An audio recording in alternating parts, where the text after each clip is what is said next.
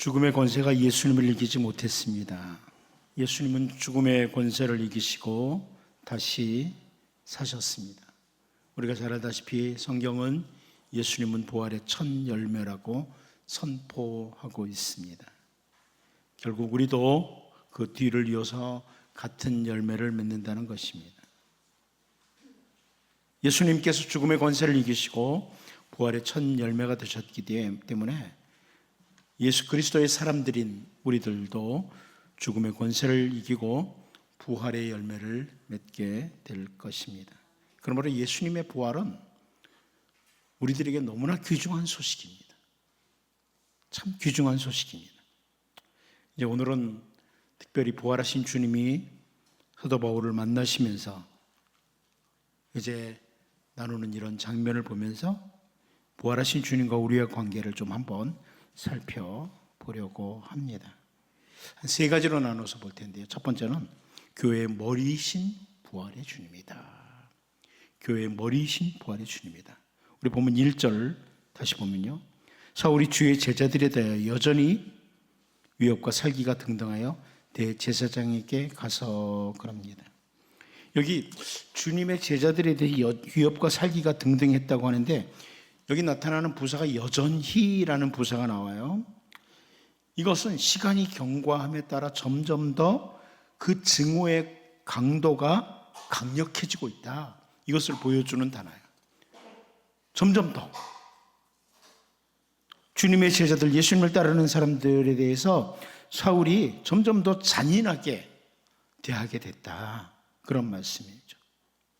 근데 사울에게 나타나신 부활의 주님께서 4절을 통해서 이렇게 말씀하세요.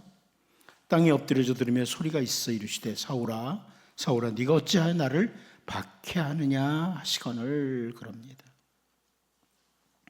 우리가 1절과 4절을 비교해서 보면 분명히 드러나죠. 1절은 분명히 사울이 주의 제자들에 대해서 위협과 살기가 등등했습니다.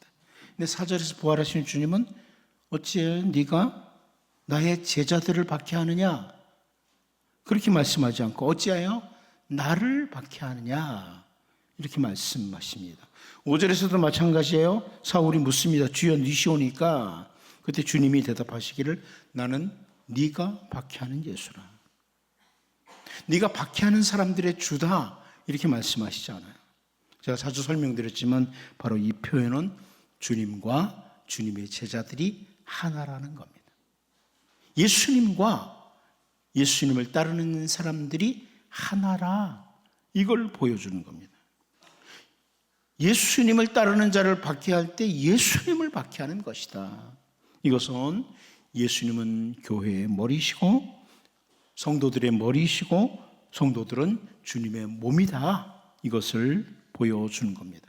바울 사도가 그 일생을 사는 동안에 부활하신 주님과 성도들이 하나라는 사실을 한 번도 놓치지 않습니다. 부활하신 주님과 성도는 하나다. 이것을 놓치지 않아요. 에베소 교회에 보내는 편지 가운데 에베소서 1장 23절을 보면 교회는 그의 몸이니 만물 안에서 만물을 충만하게 하시는 이의 충만함이니라 이렇게 말씀합니다. 왜 바울 사도가 그의 생애를 사는 동안 교회의 머리이신 주님, 성도들과 하나이신 주님을 강조하냐면 그가 부르심을 받을 때 하신 주님의 말씀을 기억하고 있기 때문입니다. 여러분, 주님은 부활하신 후에 우리와 전혀 관계없이 저 하나님 보좌 우편에 앉아서 그냥 쉬고만 계시는 것이 아닙니다. 성도들이 아파하고 힘들어할 때 같이 아파하시고 힘들어하십니다. 우리가 믿음을 따라 살고자 할 때 박해를 받을 수 있는데 그것이 주님이 당하시는 고난으로 여겨 주신다는 겁니다. 자, 이렇게 부활하신 주님과 우리가 머리와 몸으로 하나임을 확인할 때 우리는 이 세상에 사는 동안에 담대하게 살 수 있습니다. 세상을 이기신 주님, 승리하신 주님이 우리와 하나이기 때문입니다. 주님의 승리가 우리의 승리입니다. 주님의 평화가 우리의 평화입니다. 여러분, 언제나 주님과 우리가 동행한다는 것은 주님이 머리이시고 우리가 그의 몸이다. 우리는 함께라. 이것을 놓치지 않고 부활하신 주님을 기억하고 믿음으로 승리하는 우리의 삶이 될 수 있기를 바랍니다. 또 한 가지는 부활하신 주님과 성도와의 관계는 선한 목자이신 부활의 주님이라는 겁니다. 선한 목자라.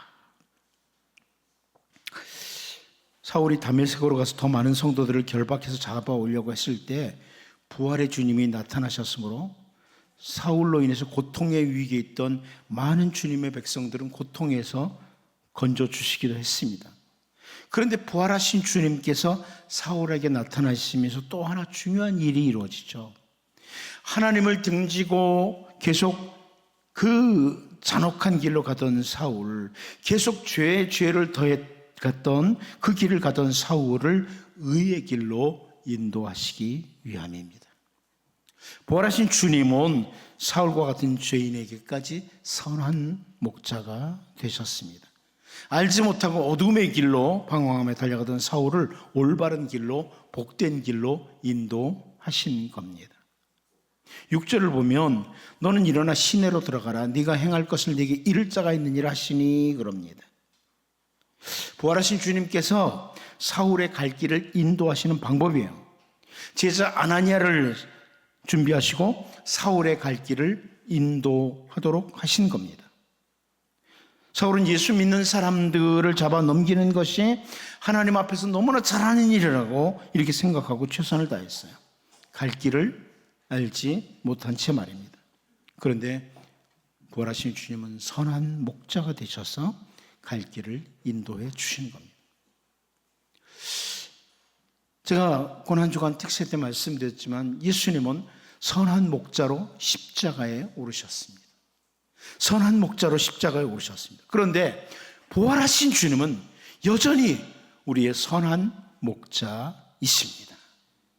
그래서 우리의 생각까지 변화시켜서 우리로 하여금 올바른 길을 걷도록 하시는 분이십니다. 그런데 이 선한 목자 되신 부활의 주님의 인도를 따라가는 것이 진짜 복된 길인 거예요. 수많은 사람들이 예수님을 따른다고 하면서 예수님을 목자로 인정하지 않고 자기 생각대로, 자기 고집대로, 자기가 어떤 사상대로 그렇게 달려갑니다. 정말 하나님의 택한 백성은 어린 양이 어디로 인도하든지 따라가는 백성입니다.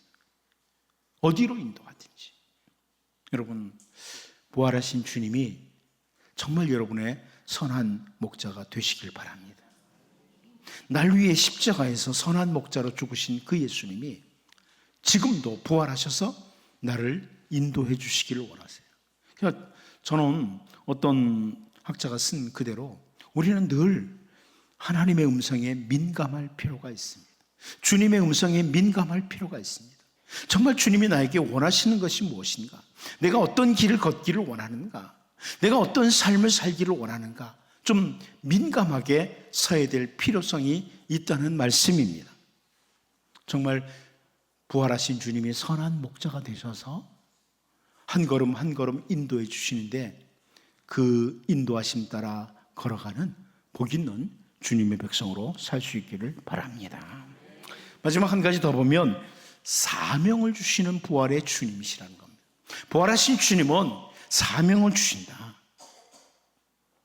부활하신 주님이 선한 목자로서 인도할 때 그 인도함을 받은 사울은 삶이 변화되는데요. 한마디로 사명의 사람이 됩니다. 사명을 가진 사람이 됩니다. 사울의 삶이 어떻게 바뀌었는지 잠시 보면요. 부활하신 주님은 그 사울을 변화시키되 먼저 목적과 계획을 바꿔주시는 거예요. 목표를 분명히 하도록 하시는 거죠.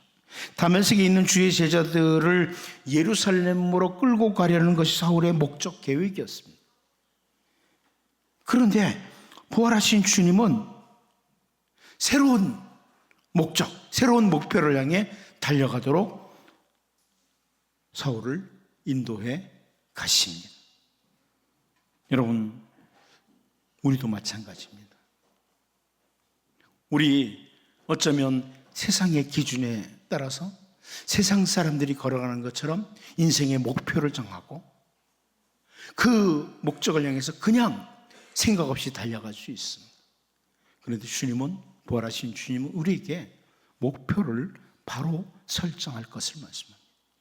그리스도 안에서 올바른 목표를 설정하고 그 목적을 따라 달려갈 것을 말씀합니다. 15절 말씀을 보면 주께서 이르시되 가라, 이 사람은 내 이름을 이방인과 임금들과 이스라엘 자손에게들에게 전하기 위하여 택한 나의 그릇이라 그럽니다. 부활하신 주님의 이름을 전하는 그릇으로 삶의 목적도 그 계획도 변경된 겁니다.